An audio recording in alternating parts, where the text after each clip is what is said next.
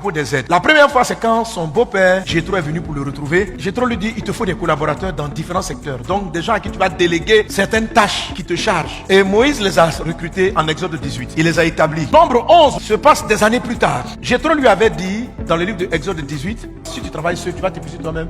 Tu vas fatiguer les gens qui sont avec toi. Et la chose est au-dessus de tes forces. Tu ne pourras pas y suffire seul. Toi seul, tu ne peux pas t'en sortir. Et sur cette base-là, ils vont établir des personnes. Mais des années après, on arrive en Nombre chapitre 11. Moïse dit cette phrase à Dieu. Je ne peux pas moi seul porter tout ce peuple car il est trop pesant pour moi. Donc malgré qu'il ait des collaborations, malgré qu'il ait des personnes à son entourage pour l'aider, Moïse avait l'impression de seul à porter la charge. Et il a fait une dépression. Il a demandé à Dieu, il faut me tuer. Dieu dit, je ne te tue pas. Pas parce que tu n'as pas d'aide que tu vas mourir. Tu ne mourras pas. Tu vivras. Et tu raconteras les œuvres de Dieu. Alors, pour lui donner les bons aides, d'abord il va lui dire, dans les gens que tu as établis là, choisis les 70 meilleurs. Donc Moïse avait des collaborateurs. Il était capable de faire une différenciation entre la qualité du travail des uns et des autres. Il en a choisi 70. Et puis il dit, monte dans ma présence avec eux. Dieu va lui annoncer 3 visitations. Il dit à Moïse, je vais faire 3 choses. Je vais descendre. Il dit, je te parlerai. Et puis il dit, je vais prendre l'esprit qui est sur toi pour le mettre sur eux. Ce que j'appelle les 3 présences de Dieu. En fait, Dieu vous visite de 3 manières. Et ces 3 manières-là, c'est une clé très importante pour pouvoir reconnaître, attirer et donner la grâce aux personnes qui doivent vous aider. C'est quoi les 3 présences de Dieu?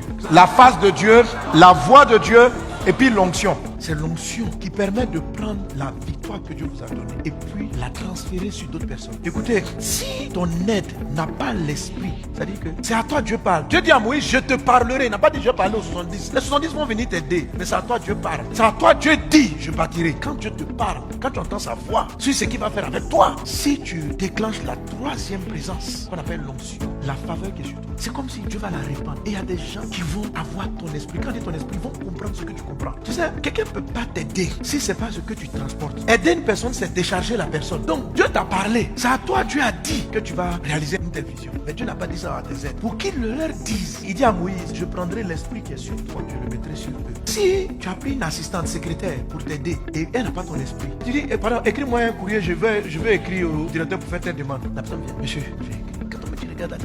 Et te voilà en train de prendre une de tes 24 heures pour lui refaire un cours de comment on écrit un dossier. Tu as eu une aide, mais elle n'a pas ton esprit. C'est-à-dire que ce que toi tu aurais fait si tu étais secrétaire là, elle ne s'est pas fait ça. Donc, quand vous n'avez pas su communiquer ce que Dieu a mis en vous dans votre aide devient une charge.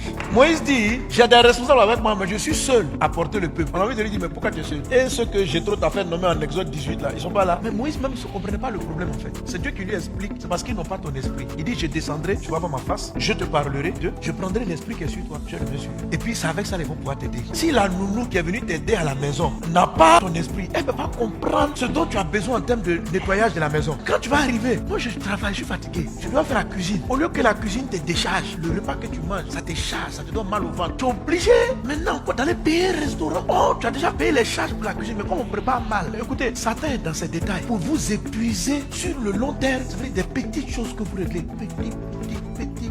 Parce que les gens n'ont pas bien fait. Et puis, tu n'es pas focalisé sur ta priorité. Et l'énergie, le temps que tu devais focaliser à l'essentiel, tu l'as passé en train de régler beaucoup de détails. Donc, lorsque tu arrives au moment où tu dois réaliser ce que tu dois réaliser, tu es déjà fatigué. Ton intelligence n'est plus aussi productive parce que tu l'as épuisé dans des détails. J'ai compris que le message sur les priorités, tu ne peux pas te priorités selon les autres. Je suis en train de parler de comment Dieu règle les problèmes. Ce que Jétro est venu dire à Moïse, établis des leaders, mets un chef de ceci, ça veut dire quoi? Prends un cuisinier pour faire ta cuisine, prends quelqu'un qui va faire ça, prends quelqu'un qui va faire ceci. C'est ça la délégation. Délègue telle tâche, telle tâche, telle tâche. Moïse a fini de déléguer, après il dit non, ça va pas. Ça règle pas mon problème. Je ne sais pas, mais je suis toujours fatigué. Le peuple me charge. Écoutez, toute fatigue que vous n'arrivez pas à faire partie, elle a preuve qu'il y a quelque chose qui vous fatigue. Mais quand vous n'arrivez pas à mettre le doigt sur ce qui vous fatigue, ça veut dire que c'est beaucoup de petites charges qui vous vident. Un chauffeur même, c'est une aide. Mais j'ai vu que tu peux avoir un chauffeur où ton esprit est tenu. Quand il conduit, mais fais attention.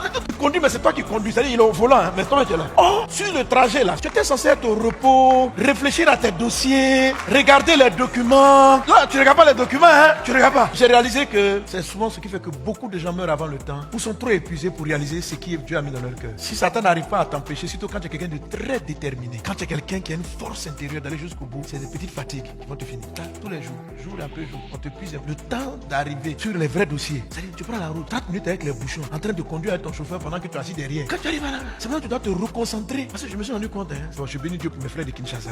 Mais, Kinshasa, frère, si tu veux te reposer dans la voiture, il y a des bouchons, tu parcours quelques petits kilomètres, tu peux faire 2 heures. Donc tu vois le temps parti, tu es tendu. Je me rends compte, en fait, quand tu arrives, ça peut jouer sur le rendement de ton message. C'est pourquoi il ne s'agit pas simplement d'avoir des aides, mais il s'agit que l'aide t'aide vraiment et non te crée une nouvelle charge. Que Dieu t'accorde des aides qui te déchargent réellement. Quand tu pries, cherche sa face, entends sa voix. Quand les deux éléments là sont réunis, il met l'onction et la grâce qui est sur toi, les gens qui sont autour de toi commencent à la porter. Et dit c'est alors qu'ils pourront te décharger. Des hommes qui réalisent de grandes choses, c'est parce que Dieu a fait la grâce d'avoir de bonnes aides et de pouvoir se diriger dans les bonnes aides. Il n'y a pas quelqu'un de la terre qui s'est fait seul. Quels que soient les grands, Elon Musk, on dit tout ça. Il est intelligent, il est brillant, mais il a eu la grâce dans sa vie. D'avoir des personnes qui savent traduire la vision. Même si dans la vie il y a des combats, mais il combat moins pour trouver des bons collaborateurs que pour analyser toutes les idées. Même avoir un conseil pour savoir comment placer tes argents, comment faire ceci là, c'est une grâce. Même quelqu'un même qui vient te donner un conseil, faut pas investir ici, c'est une aide. Quand Dieu t'aide là, tu t'apprêtes à mettre l'argent où il faut pas. Dieu va t'envoyer une aide pour te dire non, faut pas investir là-bas. Juste ça va te sauver. C'est ce qu'on appelle les aides. Des personnes, des systèmes qui apparaissent ponctuellement, qui t'aident à reprendre la bonne voie, qui t'aident à t'éloigner de ce qu'il faut pas et te concentrer sur ce qui est essentiel, c'est une grâce. Avoir un bon prof, un bon coach, c'est une aide. Avoir quelqu'un qui sait te parler, c'est une aide.